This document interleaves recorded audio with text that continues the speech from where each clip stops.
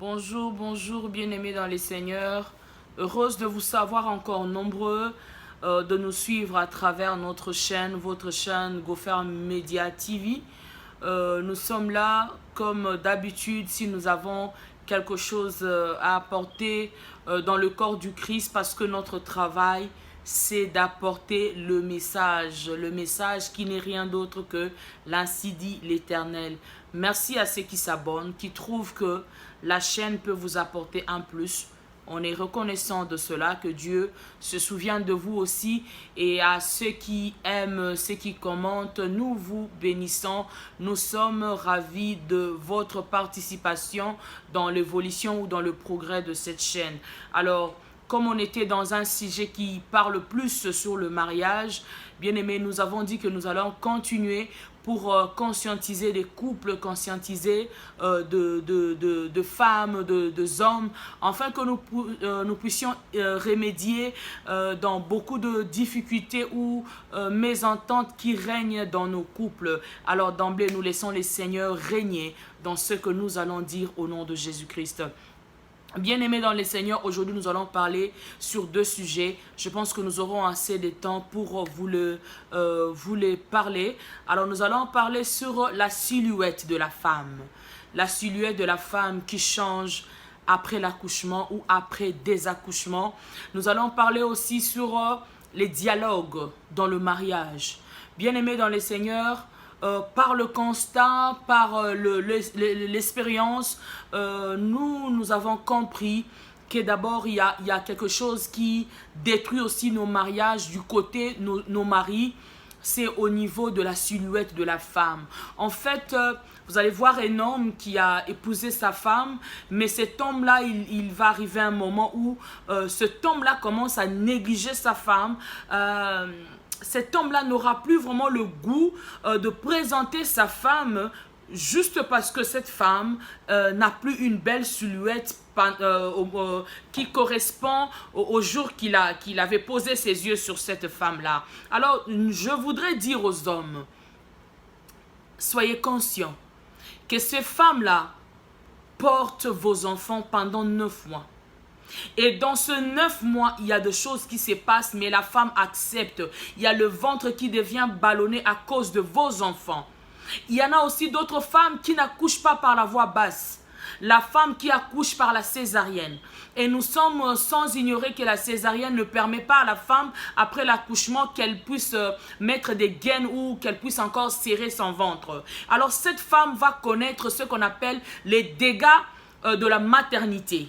On sait qu'après peut-être plusieurs années, parce que moi-même je l'ai connu à des accouchements, j'ai 4 enfants, mais dans mes 2 accouchements, j'ai connu la césarienne, ce n'était pas facile. À une année, je crois dans mon dernier accouchement, je voulais j'avais un appareil, j'allais vous le montrer. Alors cet appareil-là, je le mettais pour essayer un peu de rétrécir ma ventre, mais ce n'était pas facile. Tellement que c'est une machine, je souffrais, je commençais à avoir de douleurs dans ma plaie. Et j'ai décidé d'arrêter. Qu'est-ce que je faisais souvent? Chercher à mettre des gaines, mais ce n'est pas du tout facile. Alors les hommes qui négligent leur femme, parce que quoi, la femme a un gros ventre? Ou parce que la femme n'a plus la même silhouette, je dirais à cet homme, c'est être méchant, à ces hommes-là, c'est être méchant de votre part, de traiter vos femmes comme ça, parce que ces femmes-là, ce sont des femmes d'honneur, ce sont des femmes à louer. Parce qu'ils ont mis vos enfants au monde. Combien de femmes jettent des enfants? Je ne sais où. Combien de femmes disent non, je n'ai pas encore le temps de concevoir parce que je ne me sens pas capable d'être une mère. Mais vos femmes dans la maison, elles ont accepté de porter vos enfants pendant 9 mois et jour pour jour d'être là à l'éducation de ces enfants pour que demain ou après-demain vous nous dites encore ce sont mes enfants, ils ont eu mon intelligence. Pensez à cela. Ce sont des cas, nous n'avons pas assez de temps parce que nous ne sommes pas encore éligibles de faire de vidéos YouTube. Mais nous aurons de temps ensemble avec mon mari. Nous allons commencer à venir. Dès que nous aurons la possibilité de commencer à passer le direct, nous aurons de temps et de temps à développer parce que ce sont des choses qui qui font du mal aux femmes. Les femmes se rongent, se disent, mais j'ai accepté de donner à cet homme des enfants, mais regarde ce qu'il me fait. Tu commences à courir après de femmes à l'extérieur de ta maison. Je veux te dire, la beauté de la femme n'est pas seulement extérieure. La beauté de la femme, c'est d'abord intérieure. Alors, cette femme aussi qui était belle extérieurement, elle a décidé de partager sa beauté, de partager sa dignité, de partager son honneur avec tes enfants. Donc, tu lui dois beaucoup, cher papa, qui nous suivent de partout. Alors, dans le deuxième cas, nous allons parler sur le dialogue. Pourquoi nous voulons parler sur le dialogue? En fait, il y a beaucoup de réalités. J'entends de gens faire de vidéos, j'entends de gens faire de prédications, dire, ils insistent sur le dialogue. Mais il y a un fait qui existe dans nos mariages. Le fait, c'est quoi? C'est qu'il y a peu de hommes. Je parle de hommes, je ne parle pas de femmes, parce que les hommes, le conjoint, vous sentez toujours en position de force parce que vous êtes déjà des chefs. Alors, qu'est-ce qui se passe? Beaucoup d'hommes refusent catégoriquement le mot dialogue. Il y a beaucoup d'hommes qui traitent leurs femmes comme des objets de plaisir.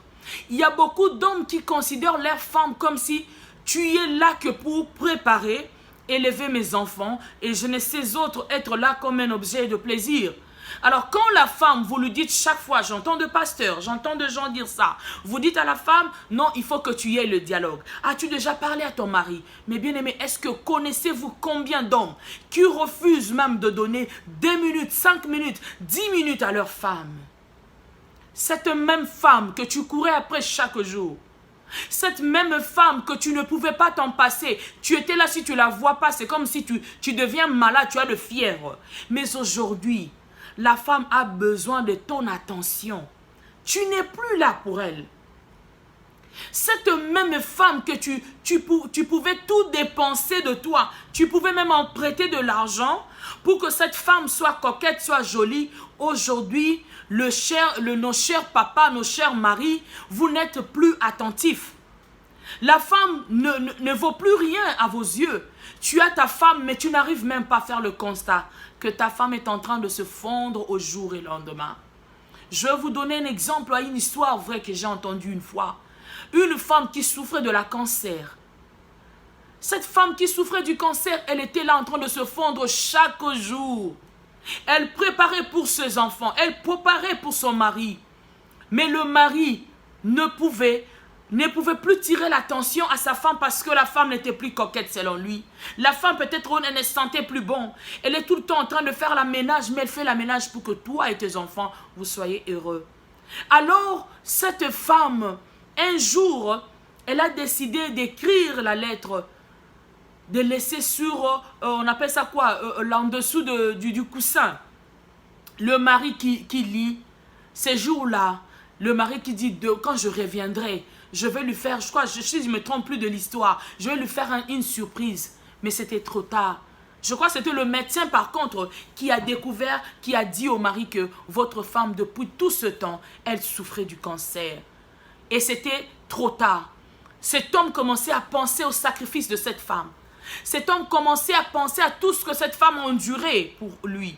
Bien-aimés, je vous dis, vous qui êtes là, ne pensez pas que le royaume de cieux, vous allez l'entrer quelque part parce que vous dites que je suis saint, je suis chrétien. Non, le royaume de cieux, si tu ne restes pas dans la justice de Dieu, tu n'entreras pas au ciel. Il y a combien d'hommes qui sont toujours en train de courir après les femmes d'autrui?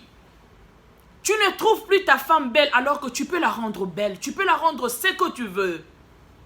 Tu n'es plus attentif. Cette femme-là, elle peut s'habiller comme elle veut. Tu ne sais même pas dire tu es belle.